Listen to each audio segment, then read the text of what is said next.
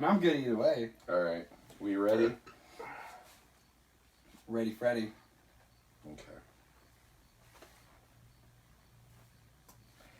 Years ago, our three hosts began a journey together as they watched all the Ernest films and TV shows in chronological order, and I'm not recording yet. There we go. Now we're good. Glad I noticed that. That would have been bad. I always double check. And Action. years ago, our three hosts began a journey together as they watched all the Ernest films and TV shows in chronological order for a podcast. As that quest neared its end, our heroes were entrusted with the holy grail of all things Ernest, the binders of Unmade Ernest movie ideas. Having been blessed with this sacred text from the creators and writers of the Ernest franchise, they decided to share the treasures within with the world. They formed the Ernest P. Worrell Preservation Society and will gather regularly to discuss these films that never were. They are the beauticians of Bobby, the students of Stennis. They are the Ernest P. Worrell Preservation Society. It's going to be a veritable extravaganza. Comprendo?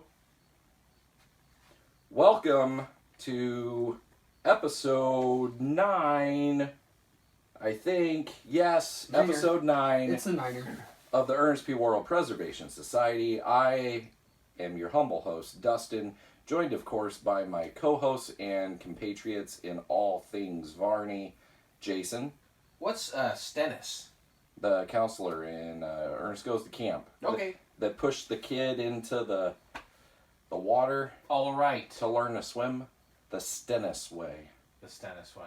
Yeah. Okay. We're the students of Stennis. I forgot his name. Yeah. Jason. That's Jason. And then Derek's here. Well, hello. Hello. I'm here. I'm present. And Hi, Derek. as am I. Hello. It is it's the day after my birthday. Oh boy, it was your birthday. Happy birthday. Happy birthday. We had our bottle Feliz share, cumpleaños. and we had some fun. We had Yeah, some that was drinks. I'm hoping nothing bad happened. I don't know. We talked about on Couch Pilots. You can hear me on that episode Oh, today boy. too. Well, But that's a good show. I anticipate good behavior out of myself. yeah, Yeah, I don't know about me. Hey, what do you got on your body there? I got What's up there? a pretty cool Ernest shirt. Pretty cool. Look Ah, at that neck! It's got Trantor This double snotty nose. and Coming out of a pumpkins pumpkin. and Ernest and everything, and the money went to Black Lives Matter. oh, really? Yeah, they did a fundraiser and got me a cool shirt, and money went to a good cause. So, T-shirt. All right, there you go. Yeah. That's cool. well, the reason we're gathered here today is it's playoffs for baseball. That's why we're here. That 2-month season is winding down, Yep. and we're going to talk about what if Ernest had been in baseball. Sure. It's Ernest in the major leagues. It really could mean only one thing, right? It could only mean baseball. I guess. I don't know much about your sports games. I Yeah. do. There's there's other sports besides baseball. Yeah, But when I hear I've heard major that. leagues, I think about baseball. I think big time. Wow. Yeah. Big leagues. You're in the major leagues now. Yeah. No, it's as far as the saying goes, Quit that is your one. caterwaulering. You're in the major leagues now. Yeah. That goes in there. Said my prospector grandfather. So, this screenplay treatment was written by two gentlemen who, after looking up their names on IMDb, Yes. have like 2 credits, nothing Ernest related Let's put whatsoever. in no credits. And yeah, I don't know who these guys are. Don't know nothing about them. Well, credits. I'll tell you later that why I think this, but it is very weird that they only have 2 credits and that they have never written for anything Ernest before. Yeah. I'll tell you later why. So this was written June 26th, 1991, which is right in the Scared Stupid era.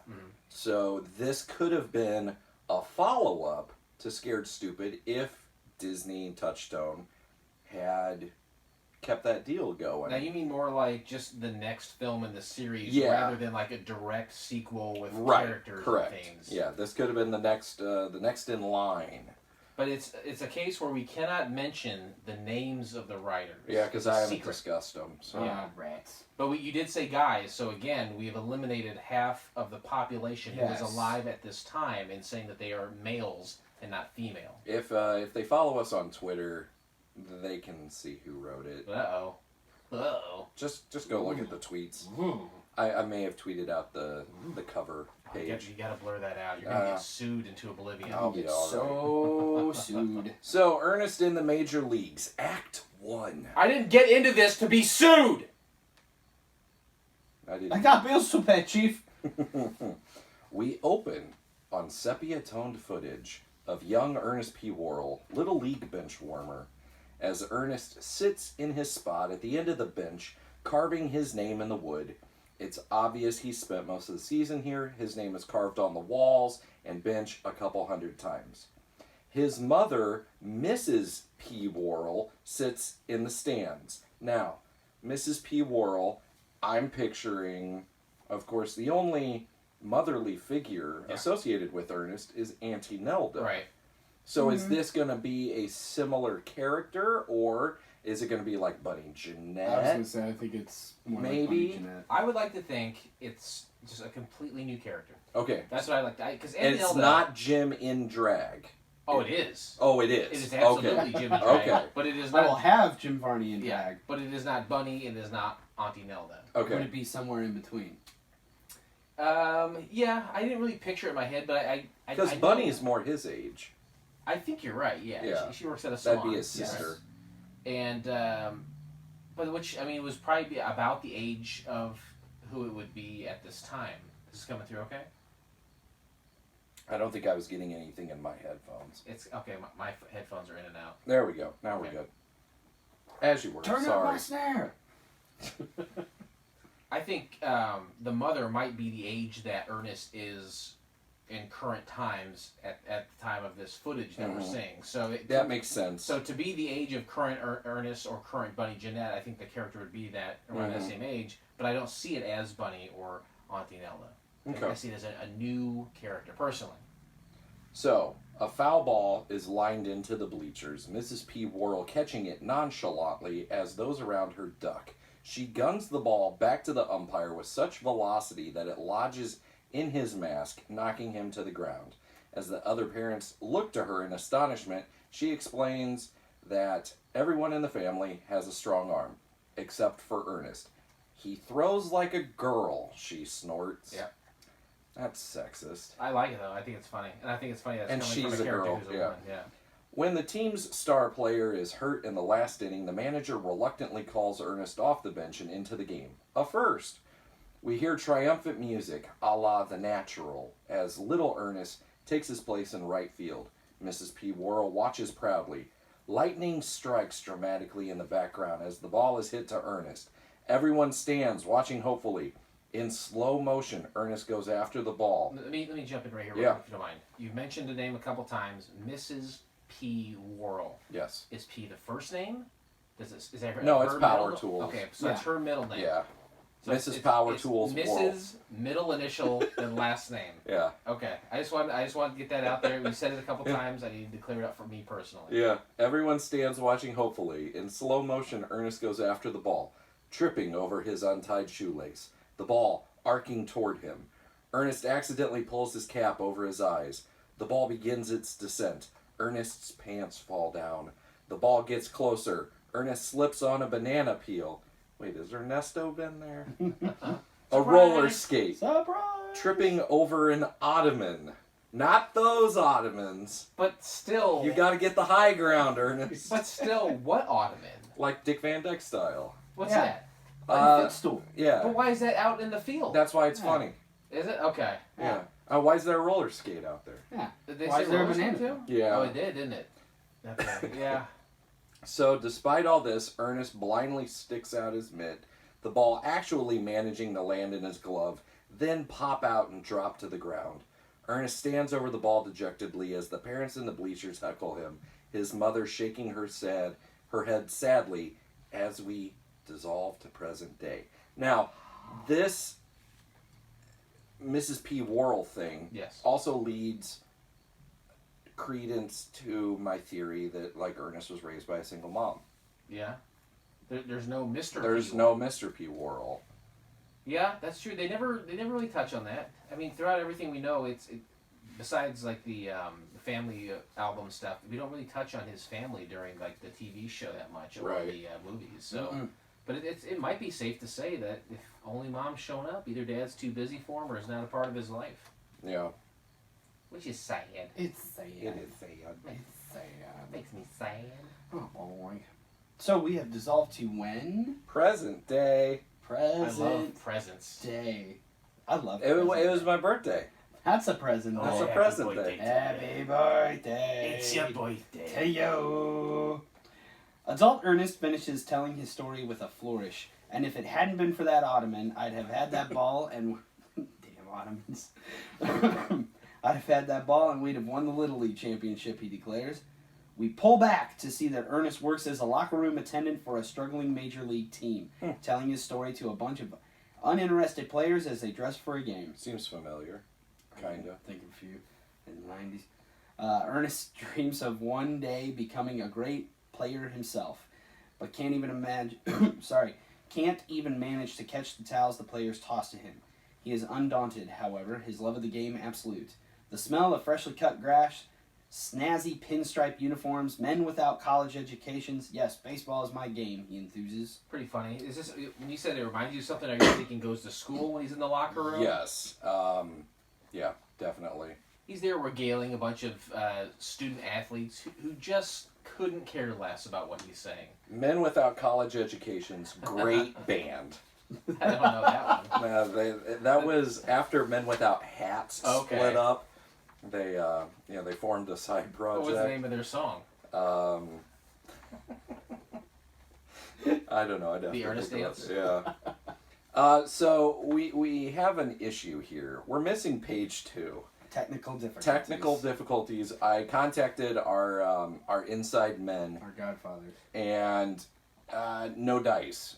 Page 2 is just lost. But through context clues Yes. and all the stuff we learned in grade school, we can kind of piece together what we missed. Yeah.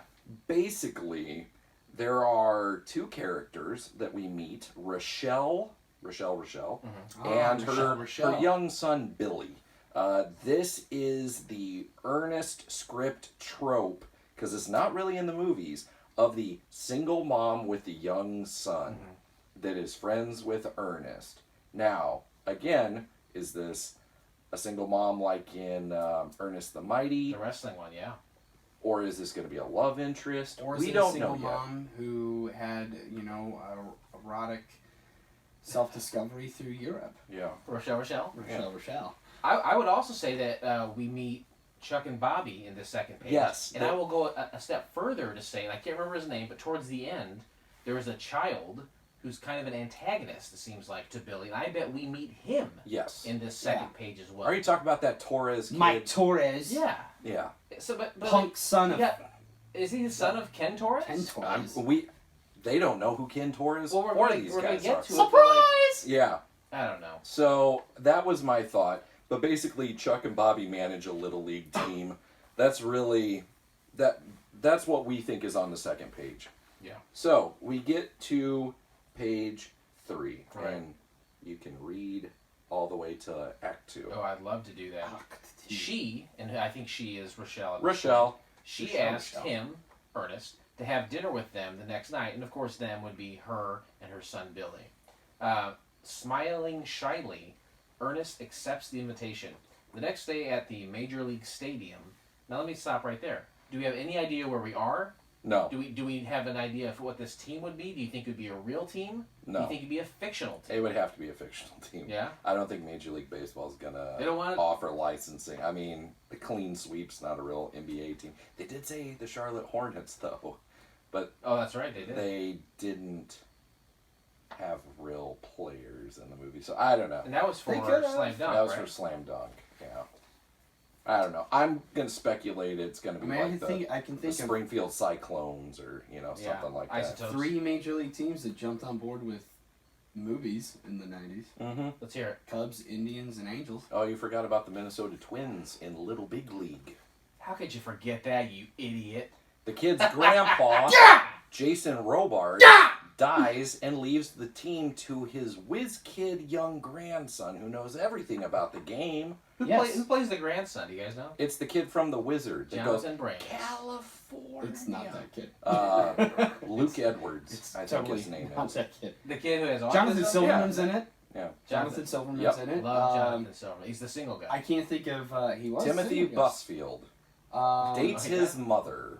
Yep, He's from 30 something. He benches the kid. The kid benches him for dating his mom and being out past curfew. And the dude that plays Luke and was the Mimbo in Seinfeld is Another the two Seinfeld references. is All the guy wanting in- to break his contract. all in my DVD collection behind. Tim Busfield, when I was young, I used to get him confused with Richard Dreyfuss I from can Jaws. see it. I can see it. 1,000% I You can can see see it. Thank God. A slightly more ginger Dreyfus. I have been living terrified to reveal that to anyone. Hey. You have confirmed with me that You know see what? it. You're in good company, babe. Little Big League, great. 2 thumbs up. By who? Whose thumbs are these? Matthew Siskel McConaughey was in and that too. Ebert. Or no, was Matthew McConaughey in Angels in the Outfield? He's in one of those. He's in Angels in the Yeah, As a Angels in player? the Outfield. Yeah. Yeah. With Tony Danza. Yeah. And Love that Danza. Angela. Angela. So the next Schmoda? day Sorry. at the that's fine. You're doing all right. The next day at the Major League Stadium, Ernest drags a new arm massage machine into the clubhouse. Plugging in the machine, Ernest attempts to demonstrate it to the players. Slipping his arm into the massager, Ernest turns it on, the machine going haywire. It short circuits, twisting and turning his arm into various unnatural shapes at ultra-high speeds. No disassemble. Are we seeing... Oh, this is Stephanie. Oh boy, that is a short circuit indeed. Do you think the unnatural high speeds and shapes would be?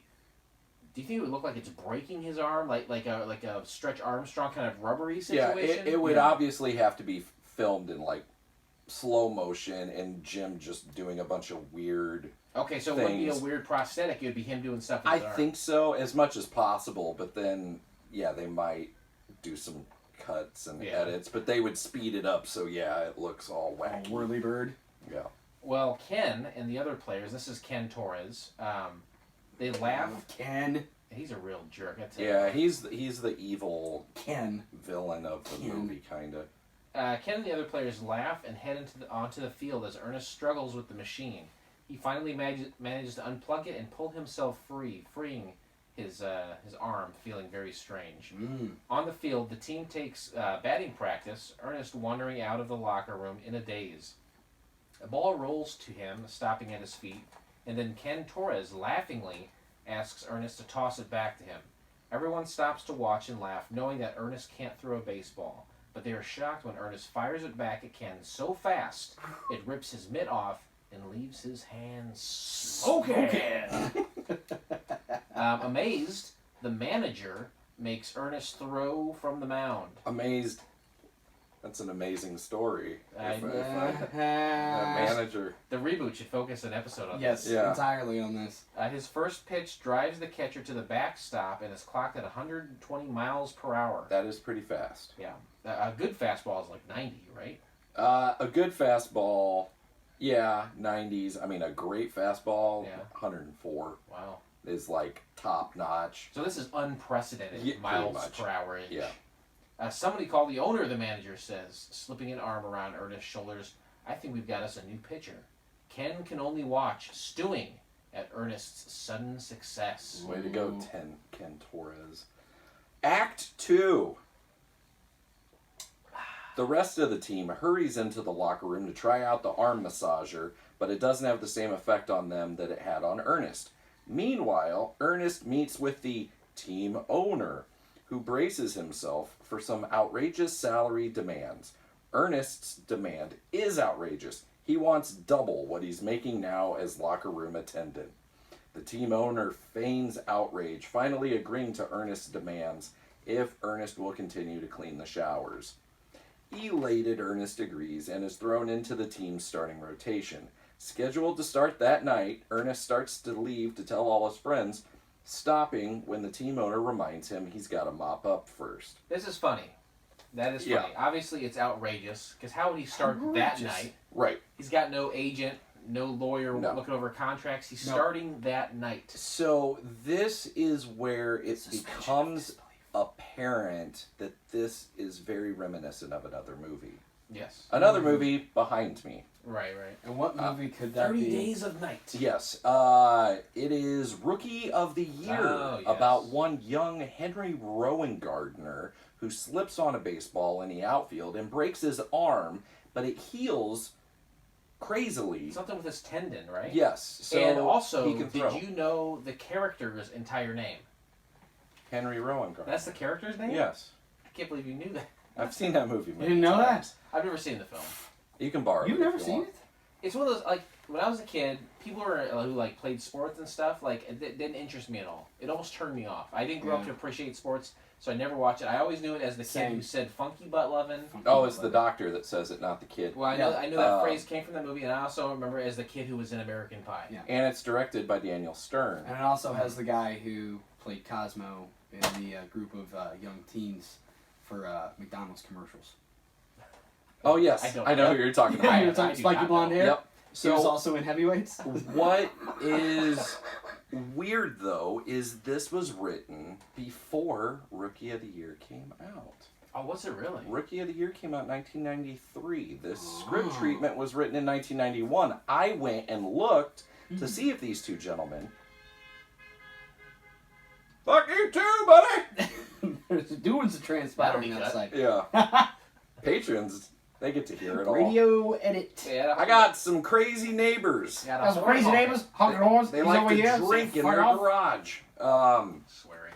So I love swearing. yeah, I looked to see if those guys were like a story credit on Rookie of the Year. No dice. No. So it. Do you was think this odd. is a Tim Burton, Kevin Smith, Planet of the Apes, Great Minds Think Alike? Probably. Kind of It's thing. just weird that they're right around the same time frame. Like, weird injury happens and it makes you pitch really fast. Like Yeah. that's Yeah, there's that's no other movie like that. There's a lot of stuff like that. Like one of my favorite modern examples is Paul Blart Bloodfart, or Paul Mall Cop. I'm sorry, Paul Blart Mall Cop, and Observe and Report. Yeah. Two films, Yeah. dramatically different in rating, but Yes. but about mall security. I only Yeah. own one of them. Well, which you're which way one behind. do you think? Volcano, Dante's Peak. Paul Blart Bloodfart. No. No, I own Observe and Report. I do like that movie. It's very dark. But another one like that is, remember, like Volcano and Dante's Peak. just said, yeah. Oh, you Volcano. said? Yeah, that's what he Oh, literally I'm sorry. just said. Yeah. I'm sorry. But those are my two examples. Yeah. I think he played that for humor. Do you think so? I think so. I don't know. Should I answer? No. Was that, no? Okay. So, yeah, this is basically Rookie of the Year, but with Ernest. If I was going to pitch this to somebody who Yeah. it's like, what is But it? it came first. This But it came first. Yes. We all know sometimes things get caught in like production hell or whatever, Mhm. and, Yep. and stew for a while. Like, oh, everyone's read this script up and down Hollywood 100 times. I don't know how common that is. Right. I'm not in that business. I have no idea, but I would imagine this was probably thought of first. Sure. There might be some intermingling here, but a lot of times you get parallel thinking. So, that evening, Ernest takes the mound looking scared and uncertain. The other team heckles him mercilessly, just like Oh boy. Little League. The taunts only intensify when Ernest refuses to take any warm-up tosses, and the catcher steps onto the field wearing more padding than a hockey goalie. Ernest freezes, staring out at the crowd in terror. Afraid of failing in front of all these people, he flashes back on his sepia-toned Little League failure, where everyone heckled cruelly. The catcher waddles out, asking Ernest what's wrong. Ernest tells him that he's nervous, not wanting to mess up in front of so many people. The catcher tells him to picture everyone in their underwear, and his fear will dissolve. That's a common thing. But you might get a little unexpected visitor if you picture some people in their Who are underwear. you hushing to? Those of you listening, they cannot see what he's doing. I have to make physical comedy for the He patrons literally watching the put his video. hand up, Yeah. she was like, psst, get a load of this. We're talking about the denim bulge. The denim The bulge. campfire is. I'm just saying, you know, in certain situations, picturing people in their underwear may not be the best course of action. I guess you really have to determine how powerful your imagination is and how susceptible you are to dead Well, bulges. knowing Ernest, he has a very powerful imagination. Well, If we have learned anything about young Master Worrell. I want to ask about picturing people in their underwear because that is a common thing. I do it all the time, but not because I'm nervous. I'm doing it right now. Yeah. How you doing? I'm all right. How you doing? Breezy. Gotcha, gotcha. This guy's not wearing any. Accurate. You think about like you go up to give a speech or something. You're nervous. Picture everyone in their underpants. When Ernest was young, he was out in the field trying to catch the ball, and his pants came down. He was in his underpants. That's true. Do you think this would actually help him if he Or suffered? traumatized. Right. I don't know. I think the catcher in this situation is genuinely trying to help him, unlike this Ken Torres fella. Get out of here. So Ernest looks in the stands where he imagines everyone sitting in their underwear. He grins, A lot of opportunity for some relaxing, hoots there. until the first batter steps to the plate. A huge, hairy, pot-bellied man with tattoos. He glares back at Ernest in his underwear. So this could be amusing for kids. Grimacing, Ernest calls the catcher back out. Can we try something else? He asks, swallowing sickly. Nice alliteration. Mm-hmm. The catcher tells Ernest to just throw the first pitch. He won't have to worry about anyone heckling him after that. I'm also thinking about the underwear, and obviously this is going to be a PG movie, so you're not going to have like sexy underwear. No. I'm picturing like a lot of bloomers. I was thinking the like big heart white boxers. A lot of those, That yeah. was always Yes. the go-to. Oh, guy in his underwear. Ha ha hee hee. A lot of men and women in like a lot of coverage underwear, like camisoles. Yeah, it's not going to be garters and No. a thong. No. Maybe just have one guy who's completely nude. Everyone else fairly covered up, more so than usual underwear style, but one man Well, just completely nude, but like nothing exposed. He's leaned back with his leg crossed, so it's covering the genitals. Popcorn bucket in But he's his just lap. like, just like That easy somehow breezy. not moving at all. Wearing a glove. But it's very clear that one man is nude. Exactly. Okay, all right. It's That would be Bobby. hilarious. Hey, does that naked man teach my children how to play baseball? Plus tax. The catcher is right. The taunts stop immediately upon delivery of Ernest's first pitch, 125-mile-per-hour fastball, which knocks the catcher, umpire, and team mascot on their backs. The batter can only stare, wide-eyed, as the umpire calls strike one, sandwiched between the catcher and the mascot. The rest of the game is much the same. No one can touch Ernest's stuff, and he throws a no-hitter, only missing a perfect game because of his 23 walks. That's a lot of walks. That's quite a few walks. That made me think too. Is like if they find out he's got this power all of a sudden, they say you're playing tonight. It makes me think about Happy Gilmore, about how he had so much power but no accuracy. Yeah. And I think we're kind of seeing that here. He has had no real practice with this, and he's got 23 walks as a result. He needs his Chubbs Peterson. Yeah, I think it's that's all exactly in right. the hips. Yeah. The fans go nuts, and the press swarm around Ernest in a feeding frenzy. A beautiful, flashy sports groupie, Nicole West. Hello. That just sounds hot. Yeah. I sounds got hot. a good idea for that casting later. All right, Oh, cool. I'm looking forward to it. Marky post. Damn it. Latches on to Ernest as he leaves the stadium after shining the team's shoes. Flattering him, Nicole takes Ernest out for a night on the town. Everyone treats him with awe and respect now, no matter how big a fool he makes of himself. Nobody seems to care. They're too busy asking for autographs and trying to sign him to endorsement deals. He's a sports hero now and completely forgets his dinner date with Rochelle and Billy. Oh no.